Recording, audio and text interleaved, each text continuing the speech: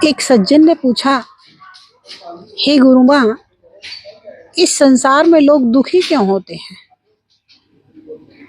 भगवान महावीर कहते हैं, संसार में चाहे मानसिक दुख हो, शारीरिक दुख हो, वाचनिक दुख हो, संपूर्ण दुख असाता वेदनीय कर्म के उदय से आते हैं।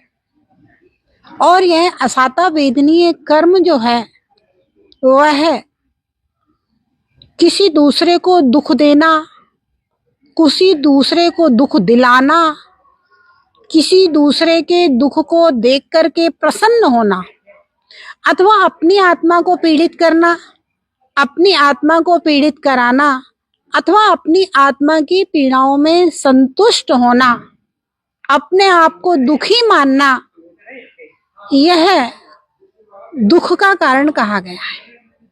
अथवा स्वयं में और दूसरे को, दोनों को दुखी करना, यह भी दुख का कारण कहा गया है। अब देखिए, लोग कहते हैं कि हम तो किसी को दुख नहीं देते हैं। ऐसा नहीं है कि आप किसी को दुख नहीं देते हैं। आपकी जो जीवन शैली है, अगर हिंसक जीवन शैली है, तो आप कदम कदम पर प्राणियों को दुख दे रहे हैं। यह पूरा संसार संसारी जीवों से, देहधारी जीवों से भरा हुआ है। और वे सूक्ष्म जीव जो हमारे चलने में, बोलने में, श्वास लेने में, अनछना पानी फैलाने में, हमारे आदित भोजन और मसाले खाने में, और बाजार की न जाने क्या क्या प्रोडक्ट्स खाने के होते हैं, होटलों का खाना, इन सब में किस किस प्रकार से जीव हिंसा होती है।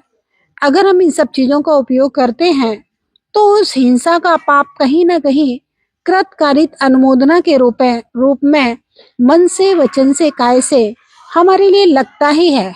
और जब मेरी जीवनचर्या से जीवों को दुख होता है तो मेरे लिए वह असाता वेदनी कर्म का आश्रव होकर के, बंद होकर के उदय में आता है और हम दुखी होते हैं।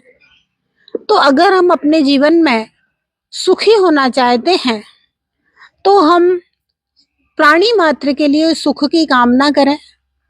हम अपनी जीवन शैली को इस तरह का बनाएं कि हमारे उपयोग में आने वाली वस्तुएं अहिंसक हों। हम किसी को ना वचनों से पीड़ा दें, ना मन से पीड़ा का भाव करें, और ना शरीर से पीड़ा दें। और अपने शरीर को, अपने वचन और अपने मन को भी पीड़ित ना करें। स्वयं में भी प्रसन्न रहें, खुश रहें, कैसी भी परिस्थिति हो फिर भी खुश रहें, और दूसरे को के लिए सुख की निरंतर कामना करें। तो निश्चित रूप से हमारे दुख दूर हो जाएंगे और हमारा जीवन सुखी हो जाएगा।